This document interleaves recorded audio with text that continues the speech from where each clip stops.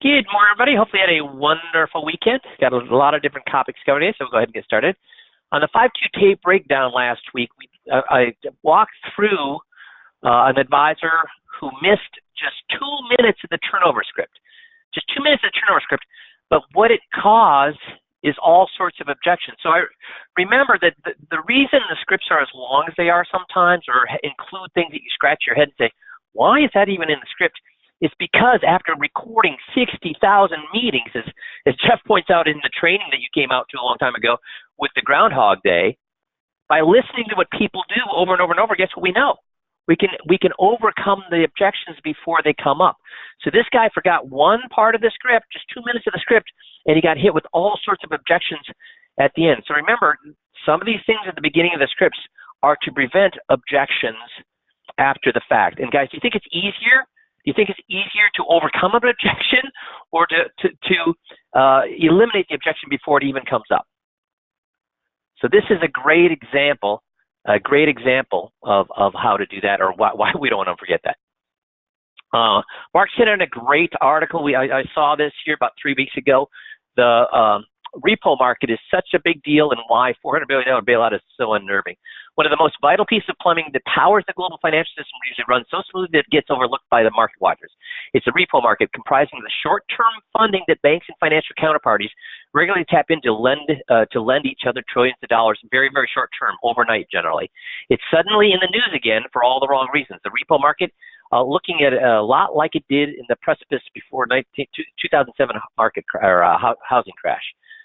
Repos are short for repurchase agreements, a short-term borrowing transaction often made overnight. Think of them as trades of cash for some kind of collateral. Large corporation banks typically hold vast quantities of highly liquid financial assets, so they like using these markets as means of quick and easy financing. In fact, there are more than $1 trillion worth of overnight repo transactions collateralized with U.S. government debt every day. Banks frequently go to these markets to fund the loans they issue and to finance the trades they execute. That's when it's working smoothly. So the repo market seized up last week. So how many of you were aware that the repo market seized up about 3 weeks ago? It basically collapsed for 3 days. Okay, well, getting a lot of people, some people saw it, a lot of people didn't.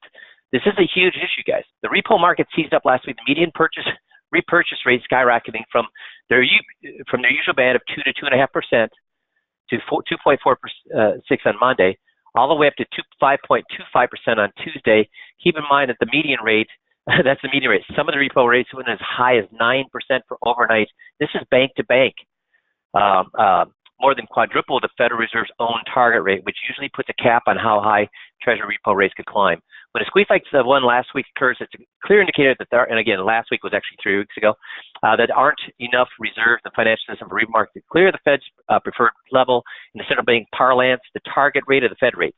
That explains why the central bank has been engaged in open market operations to inject reserves back into the banking system, the overnight purchase of treasuries. Put otherwise, the Fed is back to where it was a decade ago, effectively buying U.S. treasuries from banks on an indefinite basis. But the difference this time, there's no financial crisis in sight. Just the uncomfortable fact that the private capital markets once again need public support. Guys, we're told to believe what?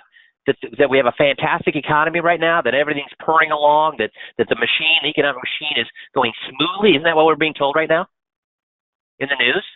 You know, we know, we can look behind the curtain, but what are all of the public, what is 99% of the people seeing on the news? That the economy's going to heck in a handbasket, or it's running smoothly and never been stronger? Which one? Stronger or HIH, heck in a handbasket?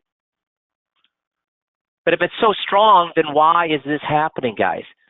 See, there's so many cracks, and I've talked about this before. You know, they talk about human beings, and you say, oh, look at that healthy young child with the rosy cheeks. Look at that healthy young child with the robust, rosy cheeks. What are those rosy cheeks inferring?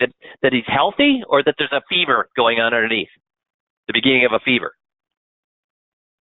So all these rosy things going on right now, like I said, and it's been going, don't get me wrong, I've been saying this for 2 years.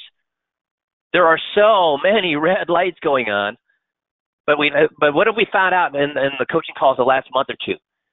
What's allowed the market to continue to go up? Fundamental good things, or all sorts of things that entities are throwing at the market to keep it going longer, that aren't really the fact that the market, that the economy is strong. It's so many things, like the repurchase of stocks. It's intervention. It's low rates. Exactly. It's intervention. It's props. That's right, Dale. It's props. So that doesn't mean the market's going to collapse tomorrow, but we're, again, record territory by over a year, longest bull market ever. We got all these red lights flashing for not 1 year, but 2 years. These are problems that all it's going to take is a slight trip and everything can go to heck in a handbasket. So just be aware of that. The pension crisis at Congress's door. So first let's look down. Let's read here. The plan's weak safety net. So pension plan's weak safety net is getting weaker. The Federal Pension Benefit Guarantee Corporation, the entity, the federal entity like the FDIC, this is the pensions FDIC, the equivalent of, which insures private plans, pays no more than $12,870 per year to a 30-year worker with multi-employer plan that's failed. The PBG fund for these plans will likely go broke in 2025. How many people would be, are there entities out there that have a lot more than $12,870 for the pension? The pensions are still out there. How much would that affect somebody if their pension went from $30,000, $40,000 down to $12,000? In 2014, over ARP's objections, Congress passed a law allowing troubled plans to cut vested benefits in hopes of staying afloat. So here's what's happened. 90,000 pensions that have been cut or approved for cuts. 90,000 pensions out there have been approved for cuts. 130 plans expected to run out of money in the next 20 years. 1,300,000 workers and retirees whose plans are expected to run out of money. 1,300,000 workers and retirees whose plans are expected to run out of money. Not just cut, but run out of money. $67,000, $67,295, the maximum annual benefit for retirees in failed single employer plans. This is multi-employer plans like pensions. I'm sorry, like unions and things have multi. This is the single max. This is important because I know there are entities out there that have pensions of way higher than this. And again, if you've got a pension of $67,000, guess what the likelihood is that you've got money too? Pretty high. So this would be a good person to approach, letting them know. But even if they have a lot of money out there, if they go from $118,000, $120,000 a pension, and there are pensions out there like that, down to $67,000, will that affect their lifestyle or at least their mental, their mental makeup? $12,870 people maximum annual benefit for retirees in multi-employer plans, and 2025 the insurance fund. So what are going to happen to these two things when the insurance fund goes broke? And in the public psyche, what's the chance that a politician is going to be able to get the public behind refunding the pensions guarantee? Daniel says 0. I happen to agree with you. Nick says none. So if you got a client with a pension that can cash it out, Missy, do we have this article for people that need it or want it? Yes, I will actually post the link to that to all of the articles in the call. So guys, this is a great tool for your clients that have pensions, okay? Also, are you covered for the next natural disaster? That's out of Kiplinger's magazine. They had a couple of great points in here. And do we talk to our clients about property casualty insurance? Yes, not because we sell it, but because we want to provide value to them and have them think about things they hadn't thought about before. So one of the things in the article said, damage caused by wind-driven rain and water that comes in your home through the roof, windows, or doors is usually covered by homeowner's insurance policy. But your policy won't cover water that comes from the ground up. For that, you need flood insurance. You should consider purchasing this insurance even if you don't live in a designated flood zone. And you guys, you heard, I don't know if you remember, about 6 months ago, I talked about my house on Lake Michigan in Michigan, on Lake Michigan, and the lake went up 6 inches, and the water table went up 6 inches, And I had, $35,000, $1,000 worth of damage come up through my floor. I mean, it was like little fountains coming up through cracks in my concrete floor. Had never happened in the history of people living there. Had never, ever, ever happened. We don't know, so we could come up with all sorts of reasons why these kind of things are happening, but are they happening more often or less often than they used to? Things that had never happened before, they're happening way more often than they used to. And because the water came up from underground, because the water table raised, guess what?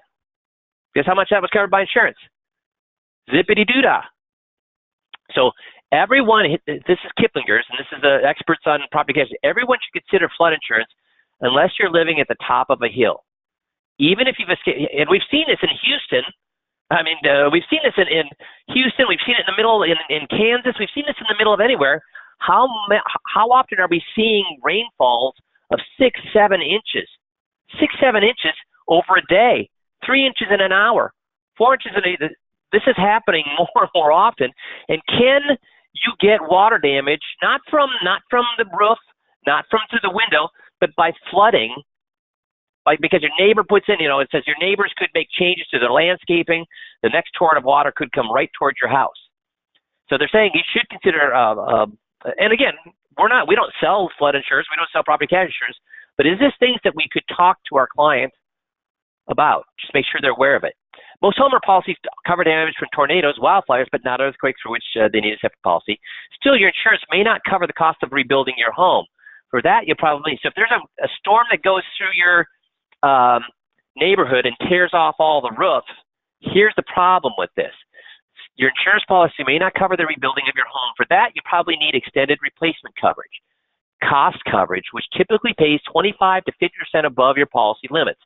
The extra coverage can protect you from big increases in cost, labor, and materials after disaster. Because, guys, how many roofers are there in your area? And if a big chunk of people lose their roof, what happens to the roofers' prices? Up. Yes, up. That's what happened in last year's wildfires on the West Coast, says Derek Ross, the independent insurance agent who had to evacuate his Oak Park, California home during last November's wildfires. His home wasn't affected, but nearby properties were destroyed. There's a limited number of contractors when you have big disasters on the West Coast now, and the costs to rebuild are exorbitant because you're going to pay whatever it takes to get your roof roofed as soon as possible before the next rainstorm occurs.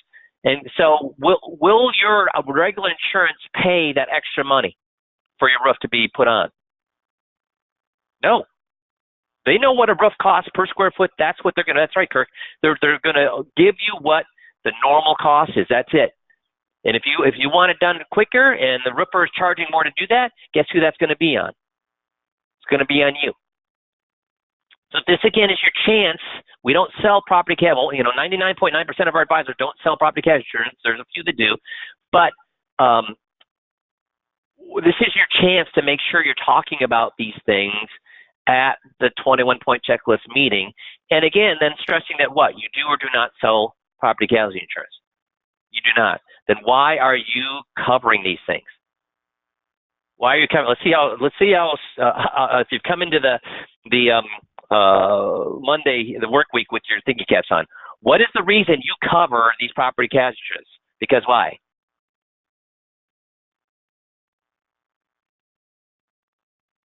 Kirk's got it. Good job, Kirk.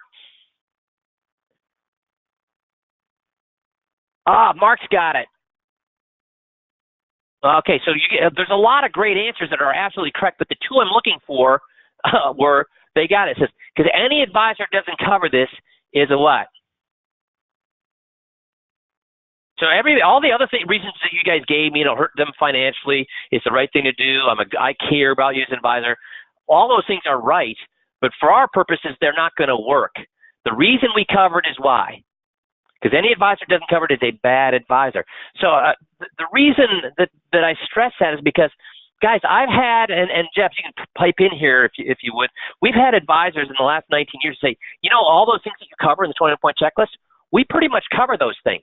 We cover them because we care about our clients. We come, when they come on board, we take care of those things when they come on board. Guess how much that helped them close clients, guys? How much do you think that helped them close clients? Yeah, Very, very little. Yeah, 1 out of 10 they were closing. Because they were using it because, look at me, I'm a nice advisor. And Jeff, what happens when you present to a client that you're a nice advisor and that you care? Yeah, they're not going to work with you. I mean, the best case scenario in something like that, and this is let's say you're really, really, really good at it, and you get them to say, you know what, you do things that nobody else does. You're really a good advisor. How much do you charge per hour to do that? Will you fix how much for you to take care of my power of attorney? How much per hour? That's the absolute best if that's what you're doing. They'll say, yeah, we want to hire you. How much? And I'm glad you brought that up, Jeff, because do we like it when do we recommend our advisors charge fees? No, if they pay you because a fee. What do people say when they charge fees? At the best case scenario, what do these people say? Hey, you got what you got paid pretty good. I mean, what are you complaining about? You make good money. Yeah, this wasn't moving my money. Wasn't part of this. You said all you need to do is charge you a fee. See, a lot of advisors think, well, you know what? If they're going to pay me a fee, obviously they're going to think I'm a professional. They're going to move the money. No, they're not. No, they're not. They're going to say, because moving their money, is that a hassle, guys? Is moving their money a hassle, and is it confrontational to leaving their current advisor? Yes, both those things. And do people want confrontation, and do they want hassle? No. So guess what they're going to do? They're going to say, I'm going to leave my money because that's full of confrontation and hassle, but I'll go ahead and pay you to take care of all those things you pointed out. Thank you very much. What do we got? Great. You made what? $1,500, $2,000, and you walked away from bringing on a client that would have made you $15,000, $20,000. Smart or not so smart?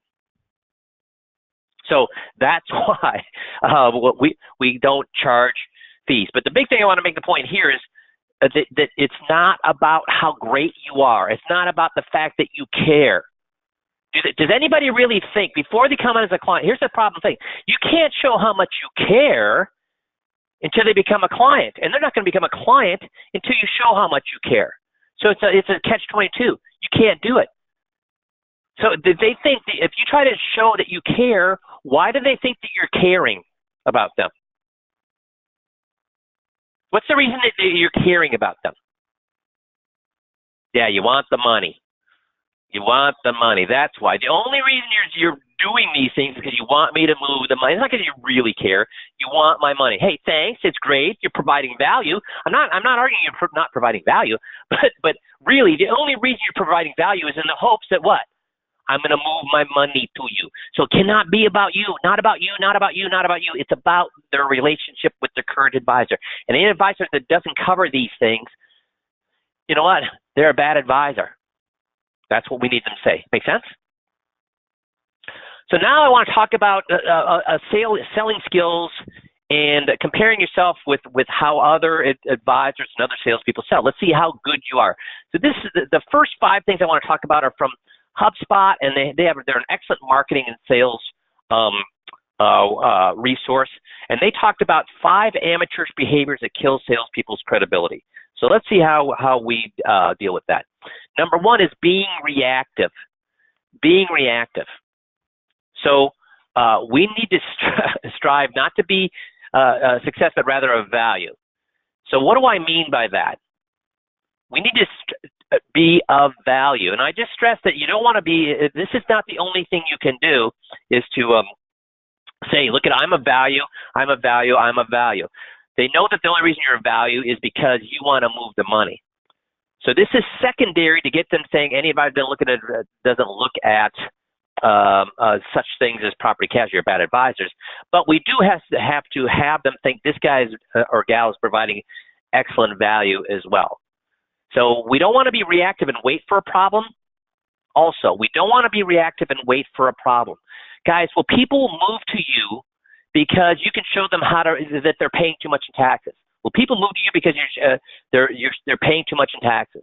Will they move to you because they're paying too much in fees? Will they be moving to you because how long does paying too much fees or paying too much in taxes, how long does that hot button last in their life? How long does it last?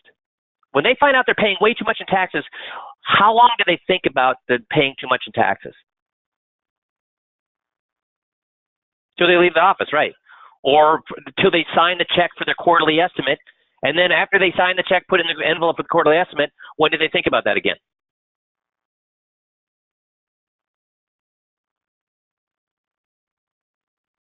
When do they think about it again? Yeah, next quarter, right, Glad? Next quarter deal, exactly. So we don't do the old let's find out paying too much taxes, too much in fees. Oh, they could get more income. Blah blah blah blah. What hot button do we find? What hot button do we find? So one that they don't even know they have. You know, here's the analogy I give is if somebody's walking through the airport, and they have cancer, and they see an article on the USA Today right there in the front of the kiosk, an article on cancer right there on the front page of USA Today. Will they buy that USA Today to read? If they know they have cancer and they see cancer cure found, will they buy that? So I'm getting a lot of yeses. That's exactly what I want you to say. They may or may not. The fact is they have cancer. Do they know that? Does everybody that has cancer know they have cancer? Do they know they have cancer? So it has nothing to do with whether they have cancer or not. It has to do with what?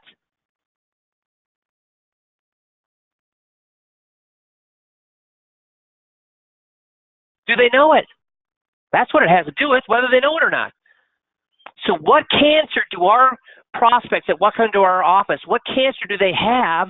What hot button do they have that they don't even know they have? What's the hot button?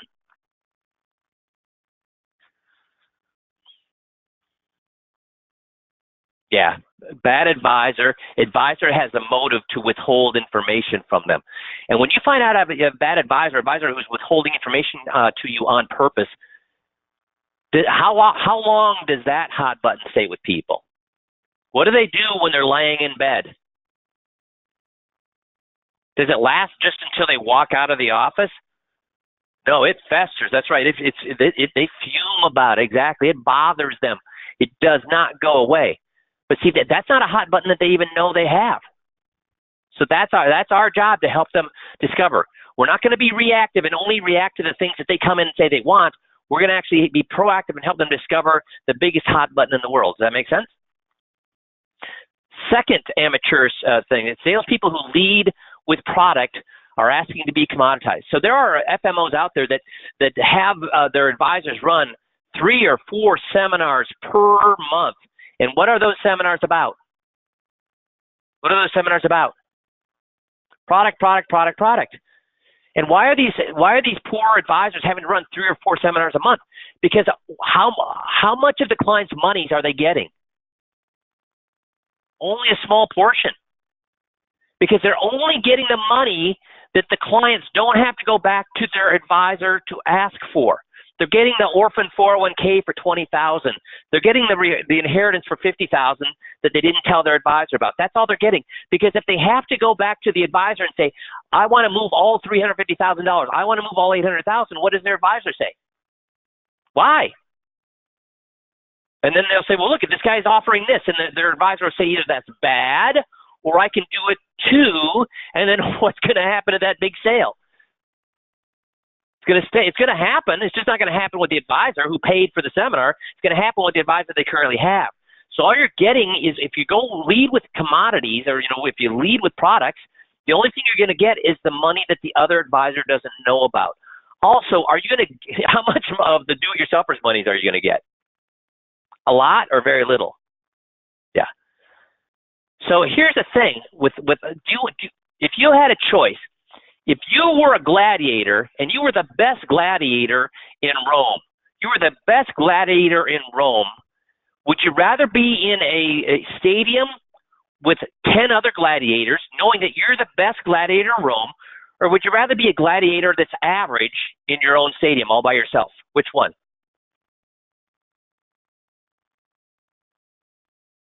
Okay, we got some bright people. Yeah, the second one. Why? Because even if you're the best gladiator in the world, could one of the other ones do a cheap shot, cheat, get a lucky shot? So here's the thing. When somebody walks into our office and they only want to talk about product, Are we going to show them the product? Or if they only come in, they only want to talk about one thing, do we follow their directions and only do that one thing? No, then I'm a commodity. I have to what? So what we do is we say, if you're only looking for the highest rate of return, if you're only looking for this, if you're only looking for that, there's lots of salespeople around that'll go ahead and sell you that. If that's what you want, here, let's go online, put in your address, we'll see the nearest salesperson that will sell you that. Me, myself, I actually have a process to make sure that people don't fall, the big concerns that can really hurt people don't fall through the cracks. I'm an advisor. So you're looking for a salesperson, you're looking for an advisor. So I'm not going to play that game of them putting my product up against other people's products. Can you win that game, guys? If you say your product's going to make 7%, what's your competition going to say? 7.5 or 8 or whatever. That's right. And the thing is, even if it's the same exact product, if you say this product's going to make 7%, guess what they'll say that product's going to make? 7.5, 8. You can't win. And do our competitors either lie or exaggerate about what their products can do? Yeah, they embellish. That's a nice word. So I don't want to be leading with product.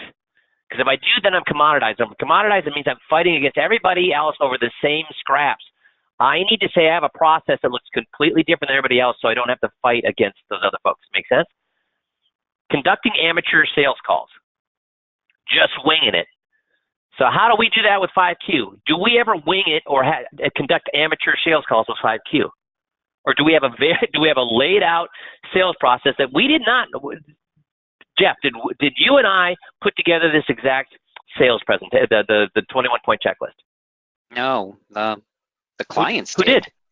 The clients did. What do you mean by that? Well, we were doing the same meeting over and over and over, so they were the ones with their feedback saying, yeah, that doesn't work, don't talk about that. Or yeah, that I'm sitting on the edge of my seat, let's hear more about that. And by over the years of kind of tweaking things, we realized these are the things they want to hear about, and this is the way they want to be talked to. Yeah. So for 3 years, guys, I was in the trenches using these scripts, and every single day I listened to a full meeting. And during that meeting, I said, wow, that did not work. I need to try something different. Okay, I tried that. Oh, that didn't work. The next meeting, I tried that. Didn't work. The next meeting, oh, that worked. Good. Fix that. Then I'd go to the next thing. Then I go to the next thing. It wasn't because I created this stuff. As Jeff said, the client created it. All we did was listen to the tape, say, oh, that didn't work. What else should we? Let's try something different. So they put this thing together. And because of that, guess how professional they think we are when we do it to our scripts. Very. Not because we created it, because they created it. So they created the thing that they think is the very best out there. So that's the, guys that just go out and wing it, and they've been doing that for 17 years in the business, and they're still making the same thing as they were 5 years ago. How much experience does an advisor who's been in the business for 17 years doing it the same way, how much experience does he have? 1 year's worth, right? Just that same 1 year's worth over and over and over again. The nice thing that you guys have is you have the experience of 60,000 meetings being improved every single time. Being improved. That's the advantage that you have. You didn't even have to go out there and do this. It's already been done for you. The experience has already been experienced for you. Number 4, amateurish things that advisors do is they try to avoid objections. Do we avoid objections, guys? Yes and no. In fact, what we do is we don't ignore objections. Through studying 60,000 tapes or 60,000 meetings, we know what the objections are. So we don't run from them. We address them head on and have the client overcome them before they even bring them up. So we don't avoid them. We hit them head on, but we hit them head on before the client brings it up. As we just said, that's a much better way of doing things. Also, amateurish, we do whatever the client wants. Do we teach you with the 5Q system to do whatever the client wants? If they come in for a Social Security seminar and they only want the Social Security report, will we just do that? If they come in and they only want to talk about the life long-term care hybrid, do we only talk about that? What do we do? We get them to commit to what? Wow, I'm not getting any answers. Yeah, we get them to commit to doing the 21, Nick. Because if we just do it, okay, here's another question. What if they say they're going to send us their statements, and we tell them it takes 7 days for us, or a whole week, for us to take their statements and do the analysis for them? What if they don't send them in? They're supposed to send them in on Wednesday, by Wednesday, because we have an appointment a week from that Wednesday, and they don't send it in on Wednesday. What do? Nick's got it right. What do we do then, guys? Kirk's got it. Come on, guys. What do we do? That's right. Danny's got it right. Ben's got it right. We delay the appointment. We say, listen, I need a full 7 days. I need a full 7 days. You didn't get it to me today, so when are you going to get it to me? So I know for sure, and then we'll reschedule for a week from that day. What are we telling them at that point? As an advisor, what are we telling them at that point? We have a process. That's right. We have a process. And if I say, oh, that's okay, no problem, I'll make an exception for you, what are we saying at that point?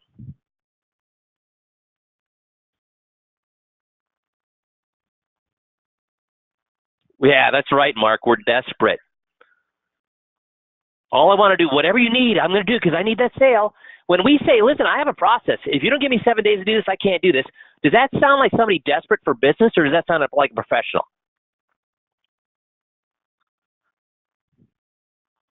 Yeah, it sounds like a professional when I say, I have a process. I need 7 days. I got lots of people that want me to do these things. It takes a full 7 days to do it. If you want this done, you need to give me that time. If you don't want it done, that's cool. But then that's fine.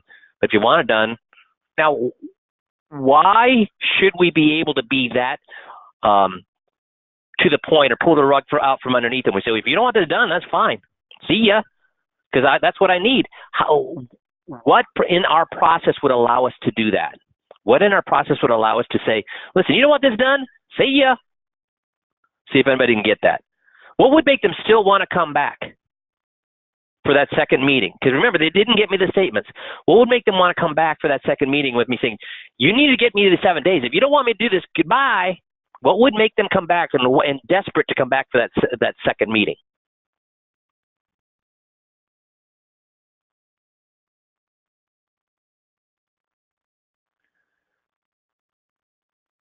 See, no 21 yet. Their current advisor, they don't know their advisor is bad yet. See, remember, this is from the first meeting to the second meeting. Do they know their advisor is bad yet from between the first meeting and the second meeting? I'm trying to get their statements. I can't do the 21-point checklist till I get their statements. So what makes them are desperate to come back for that second meeting? Tom's got it. Good job, Tom. He said the answers to the goal. There you go, Nick. The goals. If they have 7 or 8 number 5s, I need to know that information. I need to know how I can reduce the tax I pay in from the withdrawals from my IRAs by 70%. I need to know how I can reduce the tax on my investment income to the 1% tax bracket. I need to know how I can pay for long-term care for at least 2 years with not expensive premiums. I need to know what I'm going to do, or how I can replace my husband's income from Social Security when he dies. I need to know how I can actually get a 25 to 100% more income at the same time, lowering the chance of running out of money. I need to know those things. If those are number 5s, what's the likelihood they're going to follow the rules to get you the information they need to come to that second meeting, guys? Make sense? Okay, so those are the 5 things that make you look like an amateur. We do everything in our goals within the 5Q system to make you look like a professional versus an amateur. Now, let's compare mano a mano, an average or a contender, and a 5Q advisor when it comes to all the different ways that we get in front of people. So the first way we get in front of people is at an event. So how does a contender to conduct himself at an event? First, they tell them how great you are at the beginning. So what do most seminars, what does the advisor do in the advisor slide? So, my name is Mike Kastelnick. I've been in the business for 17 years, and I've got 300 clients, and I've got my CFP and my CEPS and my CFA and my blah, blah, blah. And I was educated in Princeton University, and I was blah, blah, blah, blah, blah, blah. Guess what boomers are thinking when the advisor's up there saying that kind of crap? Blah, blah, blah, blah, blah. Number two, they tell, sell, preach, teach. I got to be a great presenter at this presentation. I got to show them how smart I am. I got to show them that I have all the great ideas. I have to do this, this, this, this. And guys, remember, I did that. That's how I conducted it when I was in personal production. That's why I had a 24% closing ratio. If you're up there telling, selling, preaching, and teaching, I had all of my evaluations, like best presentation I've ever seen, and my presentations were 2 hours long. Guess what the number one comment was on the evaluation forms with my event being 2 hours long? What do you think the number one comment was?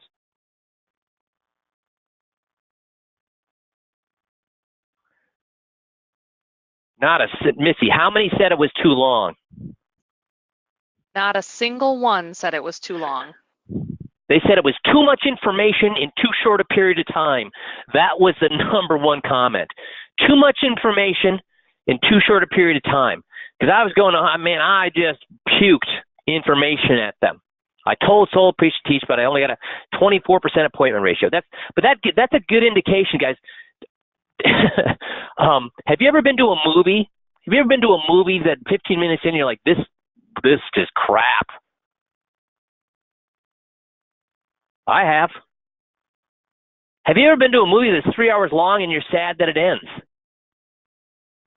I have. So does the length of a presentation have anything to do with the time? Does the length of the presentation have anything to do with the time length of the presentation? No. It has to do with what? Are you engaging with the audience? Is the audience being engaged? That's it. So contenders, they tell, sell, preach, and teach. And then at the end of the seminar, they basically, well, how was the seminar? They don't have a specific close for it. They ask them about their income sources, their debt, qualified assets, savings accounts. You can't do that at the end of the seminar. And remember, this questionnaire, don't ever put this stuff on a questionnaire.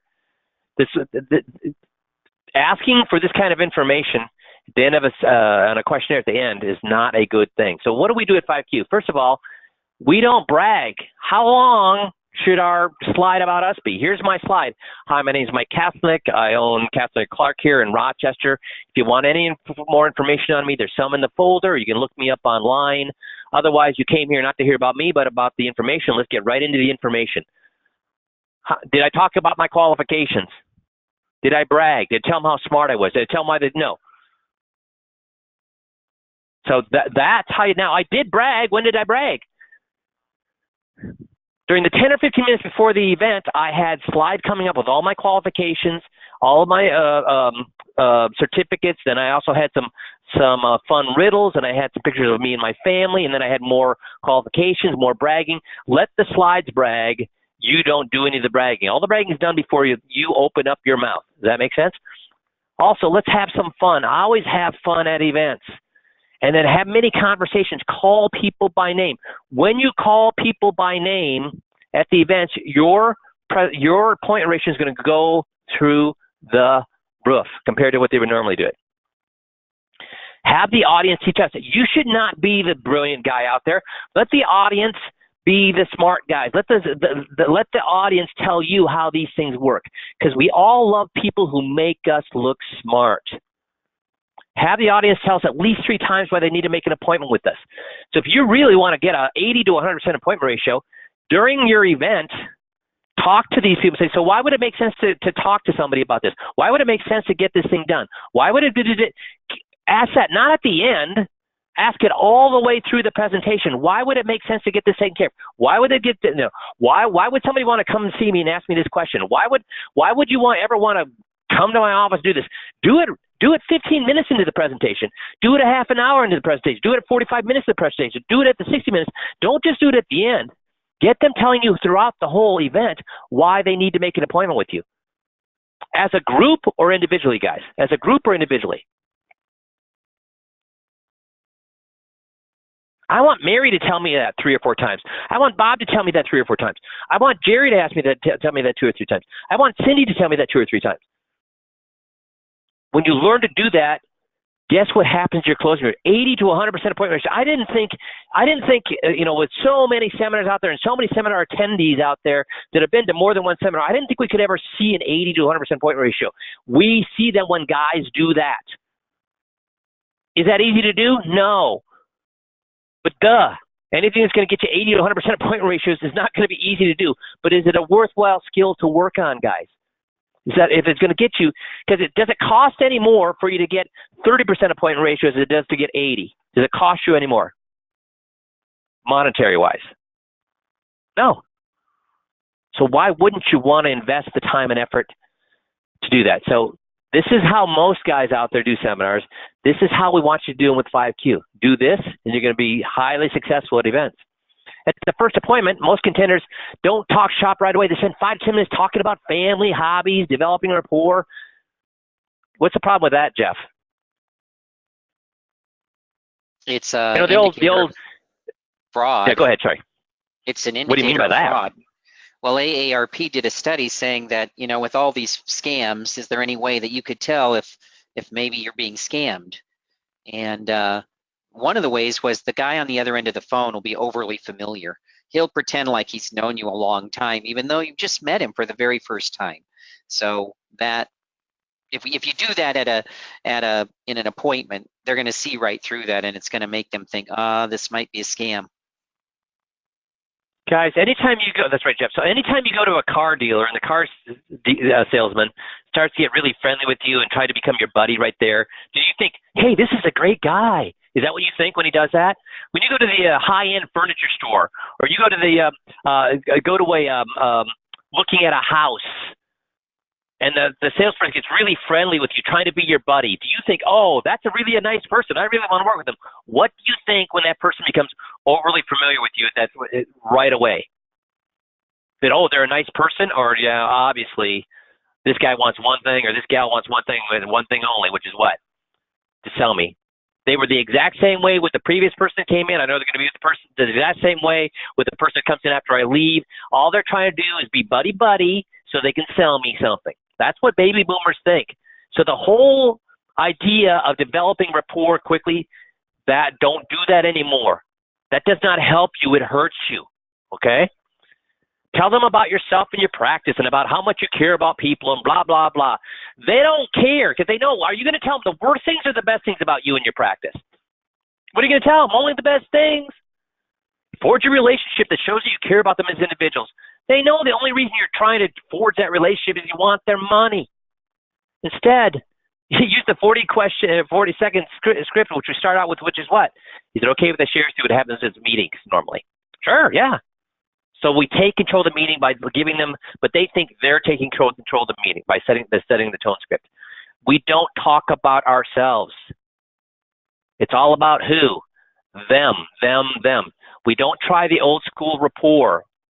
How long should that first meeting last, guys? A perfect first meeting, how long should it last? 30 minutes. We're going to act professional. We're going to be courteous. We're going to be kind, but are we going to try to become their best friend at this meeting? No. More about the first meeting pointers. We start the conversation by letting the client share their retirement fears. Let's get it all out. See what did we learn about their fears? Is their fears their problem? Is their fear of running out their money the problem? Is their fear of paying too much taxes a problem? Is their fear of paying too much the fees a problem? No. We're going to help them discover the real problem they have. What's the real problem that's killing them? That's right, the bad advisor. They agreed to this meeting for a reason, so find out why. What brought you in today? Great. Asking people what brought them in today, what have you just done with that meeting at that point? Turn it over to them to ask any question they want. And what are they going to do with all your answers 9 times out of 10? Take them back to their current advisor. Find their hot button. Are we going to try to find their hot button at the first meeting? No. Because they don't even know what their hot button is, which is the fact that their advisor is withholding information on purpose. Use some examples of how you help people in the past. Guys, why would they think you would show examples of how you help people in the past? So you could what? Sell them. That's why. So we don't lose control of the meeting. We start out before the butt hits the chair. Would it be okay if I share with you what normally happens at these meetings? We don't find their hot button at the first meeting. We're just there to collect information. We don't tell, sell, preach, and teach. We're just there to collect information. And we use the goal scripts. We use the goal scripts. Even more pointers at the first meeting. We use third-party proof that you're a retirement expert. Hey, I'm going to show them places in the magazines that I've been quoted, and I'm going to show them places, that blah, blah, blah. No, dudes. That does not make them think anything about you. Show you're different from other advisors by telling them about the relationships you have with an issue about CPAs that I work with, and I volunteer for my community. Look at me, look at me, look at me. Here's why you should work with me. Here's why. Yeah, they know why you want them to work with you, which is why. So you can sell them something. Tell them about all your clients that you've helped to reach their goals. Guys, do they really care about you and your clients? What do they care about? Themselves, that's right. Don't use the beauty pageant mentality that I'm better. During the first 5 or 10 minutes of the meeting, give the prospect a taste of what you'll be working on with you. Let them know how you're going to protect their money. Be excited to work with them. Should you be excited to work with them at that first meeting? Or should you be courteous and professional? Yeah, courteous and professional. Set the next appointment right then and there. Yeah, we're going to do that. I'll agree with that, absolutely. But we don't want to tell, sell, preach, or teach. We want to use the closed scripts to get them to go through the process. Remember, after we've done the goal scripts, then we have that script where we get them to tell us why, what could happen if they didn't do it now, which addresses greed. We have them tell us why, if they waited 6 months, what could happen. That's the fear. And we have them tell us why it makes sense to go through the hassles of finding the power of attorney, coming back to the office to make copies of the statements, whatever it may be. Why would it be worth that hassle? And that's addressing frustration. And finally, they got one thing right: set the appointment before the next meeting. So this is the right thing to do. Always set the appointments at that meeting.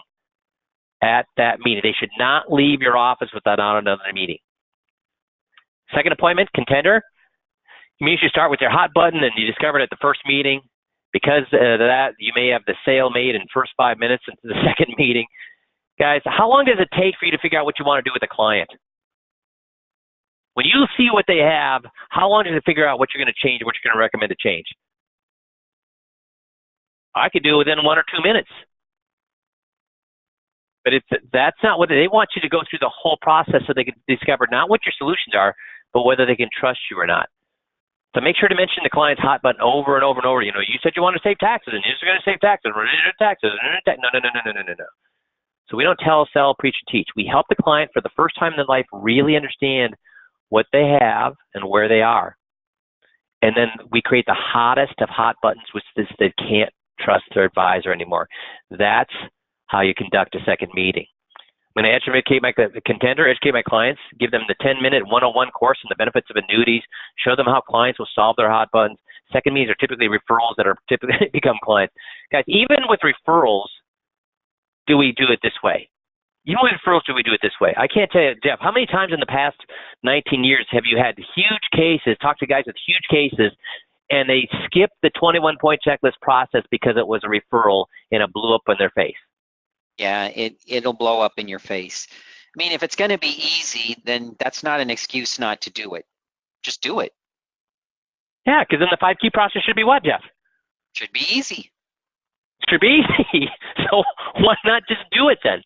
So we still don't tell, sell, preach. We don't present product at all, not even a commercial for what the product is.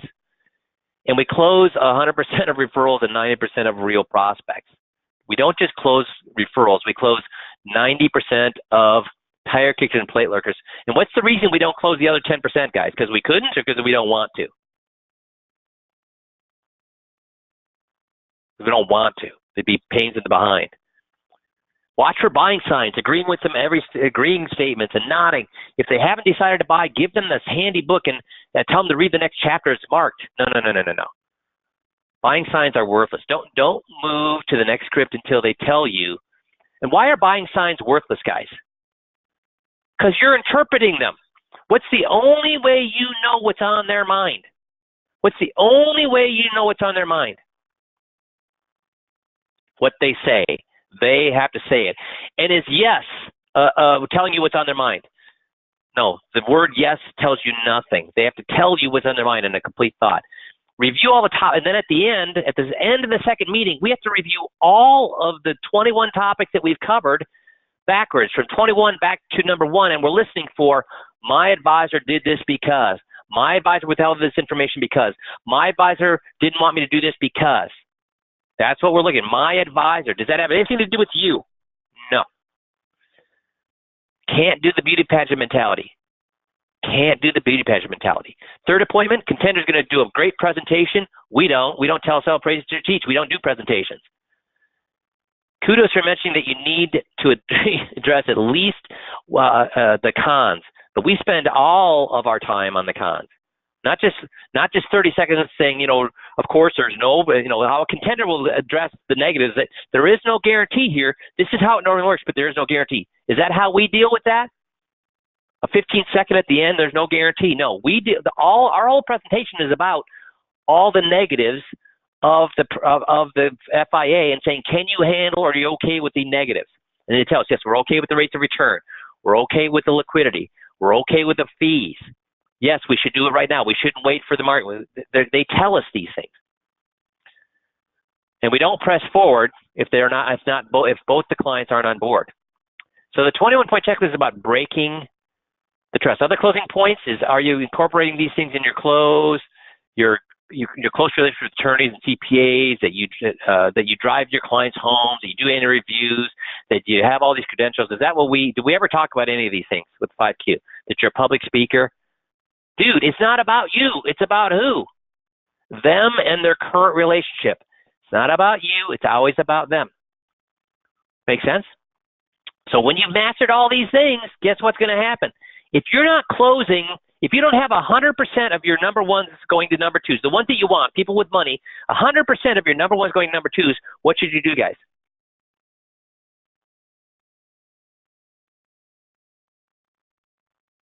Yeah, get on Jeff's or my calendar. If you don't have all of your number twos going to number threes, what should you do? Except the ones you don't want. But if you're not having 100% of the people you want going from your number twos to your number threes, what should you do? Same thing. If you're not closing these people at the end of your number threes, what should you do? Same thing. You have access to Jeff or myself.